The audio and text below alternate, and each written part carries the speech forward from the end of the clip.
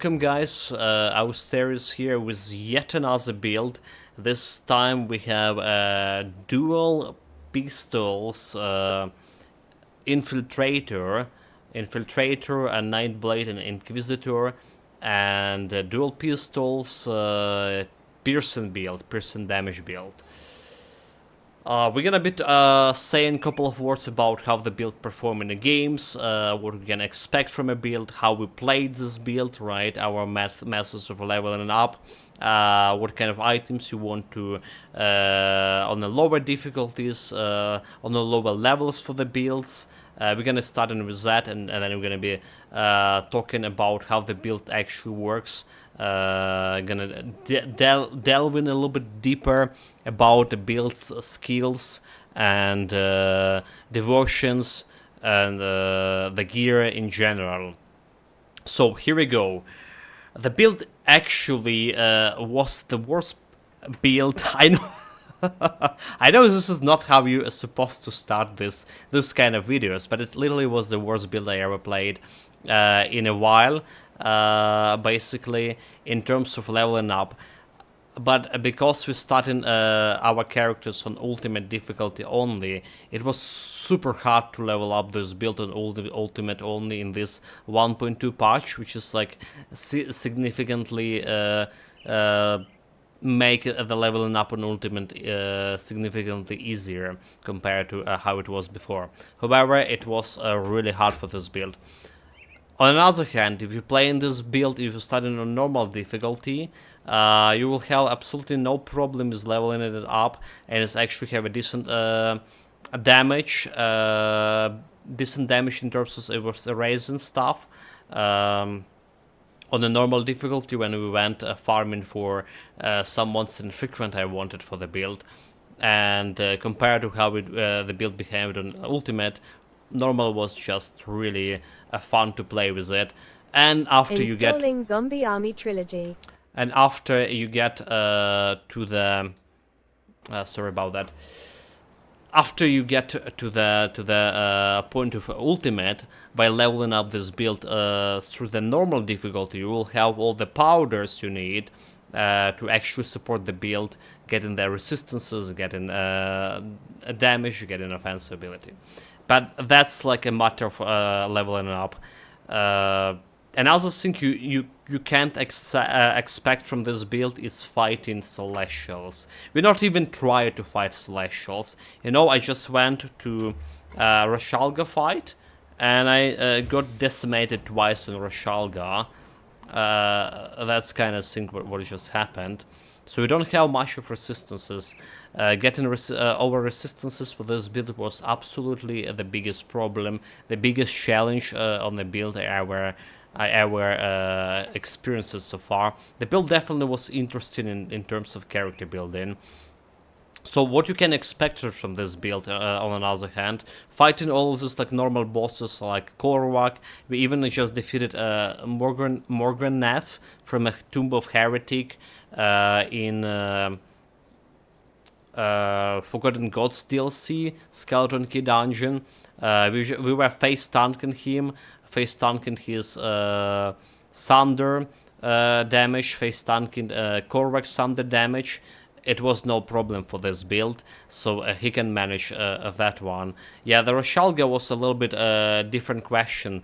For whatever reason, I still think Rashalga should be easier than Morganath, but because we didn't have this over resistances, I couldn't like face tank her, and well, you can solve this specifically for Rashalga. You can juggle with your powders and get the resistances in place, but I don't think this build would be able consistently killing Celestials, and that you need to be aware of. Also, the cleaning speed of the build is not exactly too slow, but not exactly too fast either. I was worried about, when we started this build, I was worried about AoE abilities, AoE cleaning speed for this build, but we do have a decent amount of AoE damage with this guy. On the other hand, single target damage could be better. Every time we're facing some tough elite, it's taking like 10, 15, 20 seconds to kill it, and I think it's just not really fast enough to call this build a tier 2 build. It's maybe top tier 3 build, but tier 3 builds is already like super down the ladder. It is fun build if you want to play with dual pistols for sure. It is not an easy build to create for dual pistols. There's one particular reason for that. For this build, we don't have any must-be a monster infrequent that you can help you with the build development, earlier stages, and can help with the build in general. And in fact, we actually need very specific guns to level up this build if you want to play it, successfully, smoothly through the normal difficulty. So the guns I'm talking about, it's a slugger gun, right? There's mystical, there's empowered gun, and there's one for level 20 as well. So it's a blue gun. It's 50 armor piercing. Basically physical damage and armor piercing. What's armor piercing stat is? Armor piercing, it's a stat that converting your physical damage into piercing damage. Alright? So basically if you put in something like a Blessed Wheatstone with an additional armor piercing 50 on this gun, you will get that 100% armor piercing, basically piercing damage which we were dealing to begin with. So the slugger is the only gun with a decent physical damage and piercing damage, and that increasing your piercing damage overall and giving you points to range expertise. Range expertise is another dual wielding technique from Inquisitor that giving you more piercing damage, flat and percentage wise, and attack speed. So it's definitely something you want to max it as much as possible. But we're gonna jump into skills later. We're gonna be talking about skills later. So how you level up this build? Like I say, very hard, because you need a specific sludger gun. Surprisingly enough, we looked through all this Grim Dawn database, and I couldn't find any good, physical damage, piercing damage gun, especially the one that giving you +1 to Inquisitor whatsoever. There are so many guns that giving you chaos damage, elemental damage, ether damage, some monster frequent guns.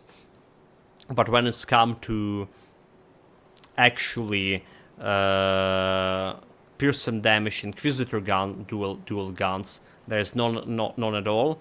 On a level 94, however, there's easy craftable guns called the Blood Borers.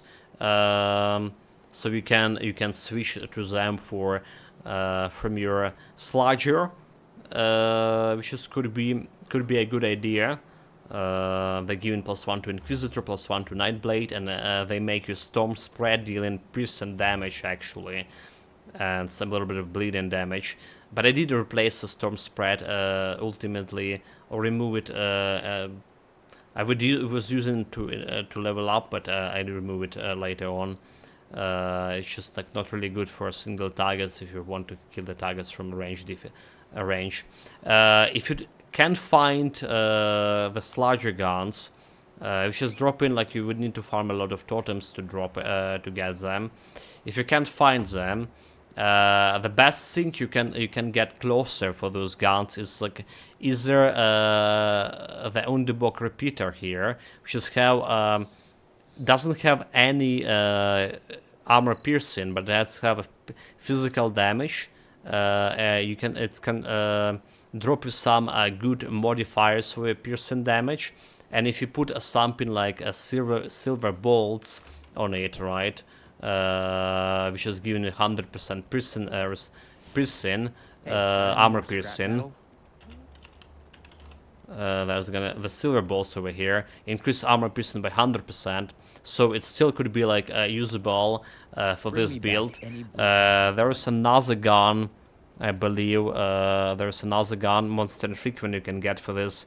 Also, not really optimal. Also like physical damage, but no armor piercing. So this is dropping from basically Wendigo spirits, right? You also, if you level up on normal difficulty and you didn't found your level 20 sludgers, you can use the Devil Crossing Retribution. Yeah, it's a decent gun. You can probably handle it up until level 50, especially in normal. And it's a reputation gun, so you just need Come see what's left. you just need of my what, wares. like be respected to get this level 35. There's a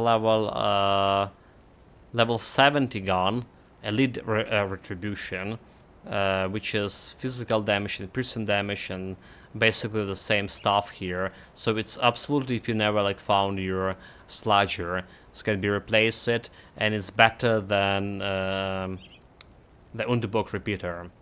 Right, especially the one on level 70. The problem is getting reputation. You need it. It's just like you saw, I don't have a reputation, even if there's reputation boost to get the revered version. Well spent. And other items you can use for level during the leveling up for this build. It was Uraplug Sting.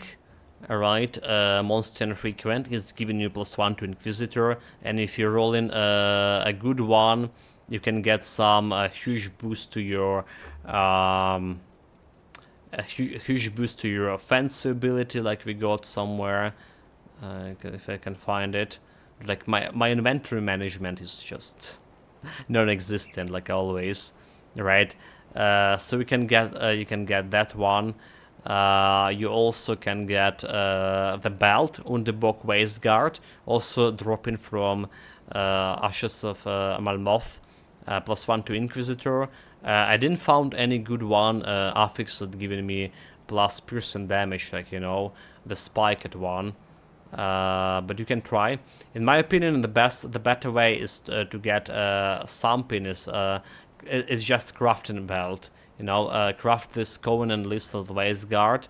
It's a recipe belt, and it's giving +1 Inquisitor, and it can give you like a bunch of resistances depending on what you roll it with. Today we just spent all my scraps to crafting a better gun, a better belt. I wanted a yielding of attack, but we never got it for level 90. That is. So there's a bunch of those belts you can technically craft for, and they kind of cheap, but beware about scrap suspending. Another point you can get the Gale Slicer Mark IV as a medal early on when you're leveling up, is giving you some boost to piercing damage, and there's not many marks you can get for this build. Okay, there's this Sting with a lot of offensive ability, 69 plus 7%. And there's something like the medals here from Devil's Crossing badge. You can get also kind of early on for this build. So that's about level up this build in terms of like items, right? Monster infrequent, but there's, like you see, I don't have like any monster infrequent item here that will benefit in a build, and I still will carry it to end game. So that's like one thing about the build. Also, I would recommend it. We're currently using the Vengeance as a relic on the build, but I would recommend it early on in early game, mid game to use Nemesis. It's the Nemesis pad itself scaling with the character bonuses, is doing piercing damage, and it's good at reducing enemy defensive ability. So this build, I never had a problem with offensive ability. Never had a problem with offensive ability. I didn't reach like a 3400, which is I wanted for fighting Celestials, and 3200 is like too much for normal fights. You're definitely okay with 2800 or something. So it's kind of like we get in an awkward situation when we have too many offensive ability for the normal stuff, but too low for actually successfully attempting Celestials, which is Celestials, you can see, was not an option for me because of how much of a problem we have with actual resistances. I was trying to solve the resistances problem with crafting better belt, but I just spent all the resources after crafting like 15 or something belts. Never happened, basically. Alright, so how the build works in general. We talk about leveling it up, what you can expect from a build, how the build works in general. So it's basically auto-attack build, right? You most of your time you're attacking with your pistols, and you get in here, you get in around 45k DPS with your pistols, which is normal auto-attacks. The moment you put in the Inquisitor seals, you get in that damage DPS to 52k, and it's actually even more DPS when you add in a beheaded to it, which is game can like calculated the actual DPS from beheaded here correctly, your summary DPS. But beheaded is a skill happening every like 3.5 seconds, and it's giving massive damage to a single target, actually to 5 targets at the same time. We using beheaded here as a boost to our overall DPS, and we can use it like very early on. We just need to craft a blessed wheatstone, which is also some faction craftable recipe. So we can buy this blessed wheatstone from some faction. I forgot which, because we obviously bought this recipe a long time ago. But yeah, it's that kind of thing. Maybe you can do it on your very first build if you're new to the game. So it'll be a very hard build, like I say, for a new game. It's a new player. It's even hard build for to get all the items for a long player as I am here. So that's how we're doing it. We have an auto attack with my guns, with periodical beheaded skill activating. Every time we stay on my sigil, we get in damage reduction and boost to my damage. And when we attacking the enemy, we also using my Word of Pain. Word of Pain is reducing the resistances, so you can see like we're critting for like 40k basically constantly here. Also we have all the skills with Pneumatic Burst and Word of Renewal. We get in all this survivability, all this health back pretty much. We also have health leash, 8% of health leash, and because we are auto attacking, the health leash happen in every attack we deal in. And beheaded giving me a huge boost to health back. Right, and emergency situation we have the blade barrier, which is putting myself into 3 seconds of invulnerability when I can restore some health and wait until my cooldown for potions or pneumatic burst or word of renewal come back, so I can heal myself easily. Alright. What else to say here? So that's how the build works in general.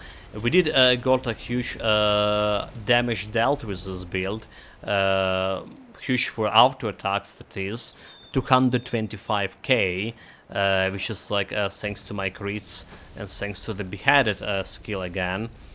Alright, and we deal an additional bonus being an Inquisitor. We deal an additional bonus to Kasunians and the Cereals. That's other thing. So let's jump into the skills and look how the build works, explaining it through the skills here.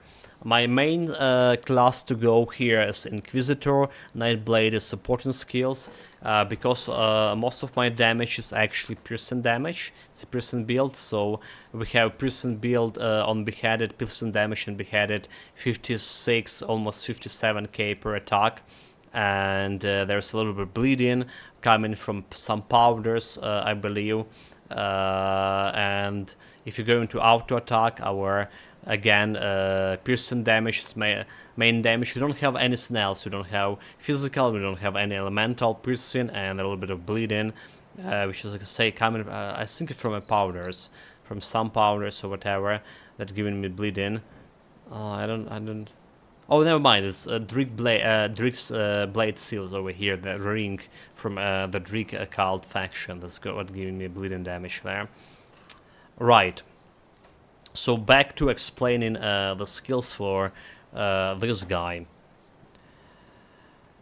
First and foremost, you want to level up range expertise, right? Piercing, a lot of piercing damage, a lot of flat piercing damage. Enable your ability to dual wield, giving you attack speed. Speaking of attack speed, we had 182 maximum attack speed on this, barely. Was really close to the reaching this 200 maximum, right? Actually, let me explain the stats first, right? Most of my stats went in physique, again for more defensive ability. Again, I don't need much of defensive ability on range build. We would probably okay with 28, 26, 100 especially because we're not fighting Celestials, but happens, what it happens, we just get shit ton of defensive ability and offensive ability on this guy all of a sudden. So that's one good things. The cannon we did put only 6 points, while I wanted to put everything on cannon to increase my piercing damage.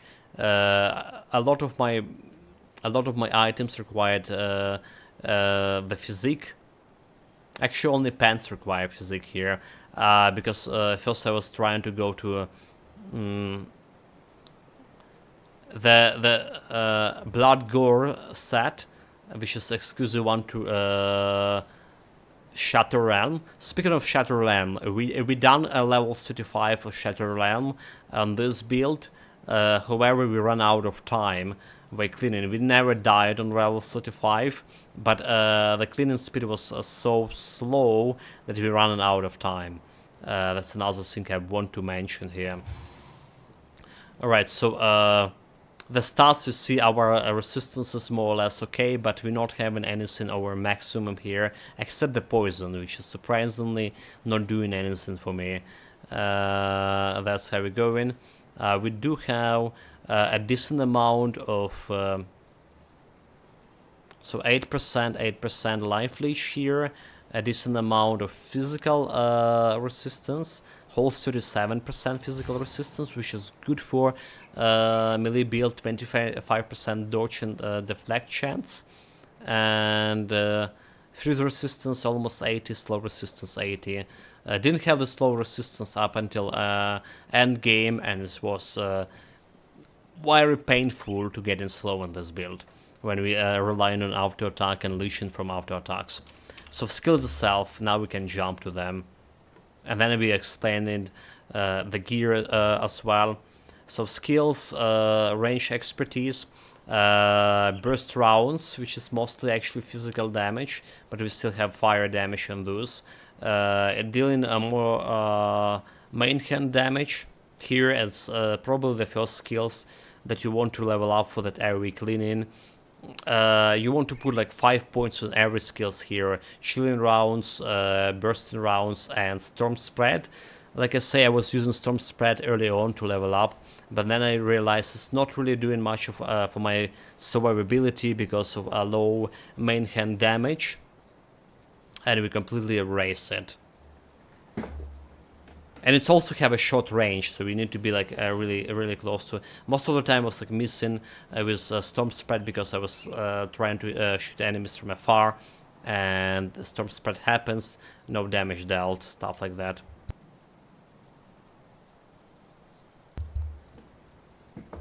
Next, about our resistance reduction. We had a Word of Pain, increased radius with Word Agony, and a Death Sentence, minus 28 piercing resistance. Alright. In conjunction with Night Shield, if enemy getting closer to you, plus Assassin Mark, minus 32 piercing resistance, plus some piercing resistance, minus 10 on my Rimstone Tan Pendant. We get a decent minus resistances, so we wouldn't worry about even celestial fights if we ever like reach that point. Yeah, so like minus resistance for this build, resistance reduction was good with all of this combined. We had Word of Renewal for that additional health restoration, defensive ability. It was helping my survivability greatly. Alright, there is another important skill, Hour of Conviction, which is maxed out. Shit ton of flat piercing damage. And this 20% of physical resistance and offensive ability. And a deadly aim, actually. So you never saw what happens to this build when you're using deadly aim on it. Alright, look at this. 37 offensive ability. Hundreds. Yeah, and it's also boosting my flat damage even further. Flat person. We have Inquisitor Seal for boosting my damage and some damage absorption, so I can most of the times I could face tank everything. And Arcane Empowerment, additional flat person damage and additional percentage to my damage and crit damage, which was kind of important with my high critical chances. So that's Inquisitor skills. Nightblade, Pneumatic Burst, and Shadow Dance for offensive, defensive purposes. So variability with health restoration, Veil of Shadow again, and Night Shield for that minus piercing resistance for anyone who gets closer. Emergency Button Blade Barrier, Phantasmal Armor, and Anatomy of Murderer, which is more basically damage through the cannon. Right, we do have the cannon actually in a decent amount despite not spending anything on it. Only 6 points, we have 752 cannon. What next? That's what about the skills. Next, like gear that's supporting the skills. Like I say, we on the end gear we have the blood borers, 2 of them. I use in Solace augment for it, powder with a flat piercing damage and health. Alright, there is some powders that can give you more offensive ability, which I don't need. But I think this is the ultimate powder we can get. For rings, I have a Drick Blade Seal, which is the stuff you can get from Cult of Drick. Giving you 74% damage percentage and giving you +2 to Hour of Convictions. Basically maxing out my Hour of Convictions. And we get Hammerfall Powder, which is a Malmoth resistant powder. 10 flat piercing damage, 50% piercing damage, and 70 defensive ability. So here I don't really care about this defensive ability. Like I say, we have shit ton of it. I did wanted 2 lucky Jackson's bullets, which is giving you a lot of more offensive ability and good for my vitality resistance. Because you see, we have a soul shard, unfortunately, on this build. We had problem with reaching this vitality resistance, so we're still using the soul shard when I usually would be using some bloody crystal on all my javelries. Yeah, so the Jackson's Lucky Crystal, Jackson's Lucky Bullet is one of the good rings you can have for this build. It does have this lucky shots, which is kind of questionable. 20% of main hand damage, kind of questionable, but still. This is another thing what we have here, Mark of Callistor. This is a craftable item, right? This is a craftable, getting piercing damage, offensive ability, increasing my armor. Just like you see, my armor is rating is 100 absorption and 2300 on the chest armor, which is good amount indeed. Actually, it's a little bit better. Is it okay? So we're using a blooded crystal on both my medal and on my amulet. We again have a problem with bleeding resistance to reach it.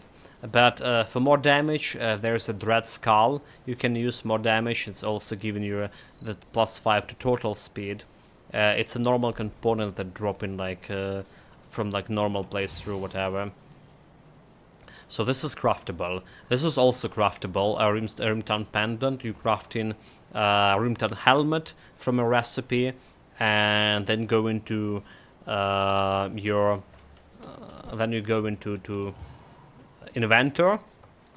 Inventor on transmute tab. You can transmute this into same part of the same set. Basically, that's what you need to do. But in order to open an inventor transmutation skills, you need to complete that Oasis Storm. Basically, go through the half of the Forgotten Ghost DLC. I think you know about this, guys. But just in case, I'm gonna be explaining this. So next we have this Covenant, Unyielding Covenant. Okay, Covenant Lethal Waste Guard. It's craftable from a recipe. Recipe you can get from one of the factions there. And basically there's 65 version of the belt and 90 level version of the belt. That's what we're using here. We're using Vengeance as a relic for late game, +1 to Inquisitor, my main skill. But before this, we were using that Nemesis, right? For the boots, which I didn't put anything on boots yet. Could be like Mark of Traveler or Mark of Mordogrand, but could be something entirely else. So we using the Mage Lord Greaves. This is also craftable. On level 94, it's a craftable item you can get from a recipe. Alright. We're also using 3 pieces of a Rimtown Rimtown set. The chest guard with living armor on it as a component, and the shoulder guards is also living armor for a component to get in this 100% armor absorption. I initially thought to go for, let me show you what I initially thought to go for. Oh God, let me open a browser. So I initially thought to go for the Gore Drinker set, which can be dropped from Shatter Realm, apparently. Alright, so that's a set, 120% damage, attack damage converted to health. But I have a dilemma with that the current set we're using, Rimtown set, giving me actually more offensive ability. Right? We don't need so much offensive ability. But we need actually around 3400 to successfully fight Celestials, right? So this Gore Drinker set is still probably will be better set for normal playthrough, for normal bosses, because it's providing you with more damage here and more survivability via this additional 24% to health and health leech. So we'll have basically 22 attack damage to percentage to go to health from attack. Compare, you just need 3 pieces of set there. So the helmet you need the mantle here, and you would need the chest armor over here, and that's why because of the chest armor, which requires 1035 physique, I still have like so much physique.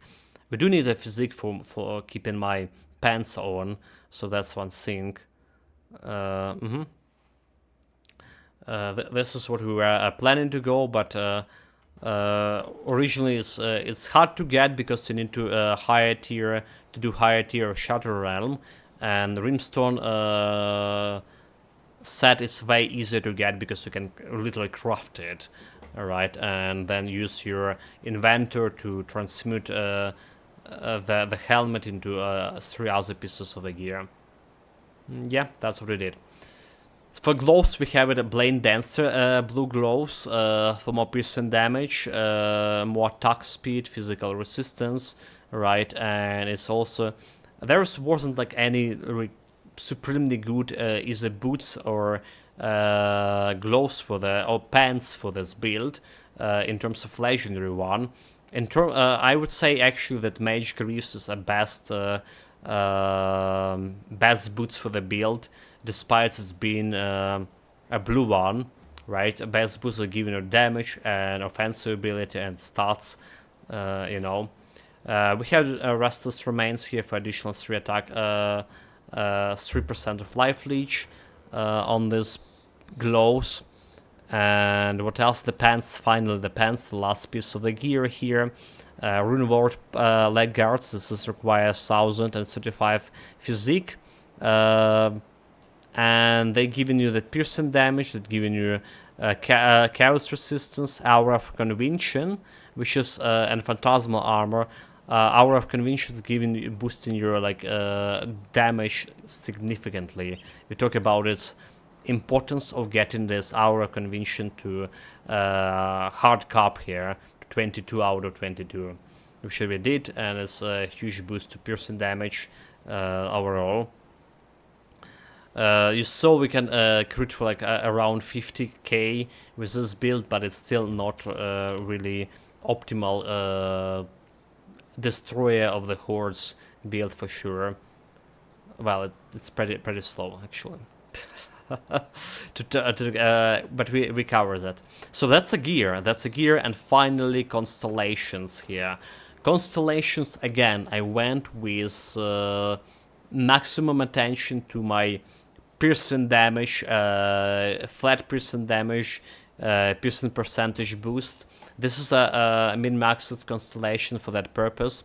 Our early constellation looking a little bit different, but you can always jump on my Let's Play videos, and every Let's Play video have Grim Dawn tools link to it, which you can see stage by stage how we were developing the build. So I really recommend it. Check it out under the Grim Dawn section. Yeah, Grim Dawn basically playlist, and try to find the Infiltrator we played. There you have all of those stage by stage development, right? So the one thing you definitely want to grab for this build as fast as possible as Assassin Blade for this Assassin mark, right? Minus 32 physical resistance on level 25 every time you do an crit, and I put it on my beheaded skill because there's nothing else I would rather to have it on. With my current attack speed, we can probably have it on a bursting routes, but bursting routes happen pretty often. I would think it could be happening even more often than beheaded itself.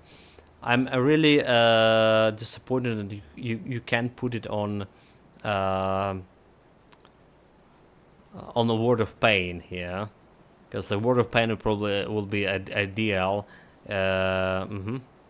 but unfortunately you can't. So early on we had like something like Crane to boost my constellations, to boost my resistances on ultimate difficulty. We had even a candle, or a candle wheel, rather say, or a candle wheel, I can't remember, to enable some constellations fast. But this is how the maxed out, min-maxed constellation looks like. So we have lines. We have 4 points into Assassin here for the flat piercing damage. We have 5 points into Eternal Sun Girl for that piercing damage, and I did have like left with 1 point in the end, so I put this into attack speed and defense ability. We have almost all points into Unknown Soldier, again for this flat piercing damage. Over here we have the Harpy, a little bit of piercing and flat piercing damage over here. We have Owl to enable the Soldier here. But it's also giving plus 30% to all damage, so it's not really a waste of point. 2 points into Huntress for this 50% piercing damage. And we have the Hydra for ranged weapon, getting all this juicy boost to attack speed, attack damage converted to health 5%. That's how we get in this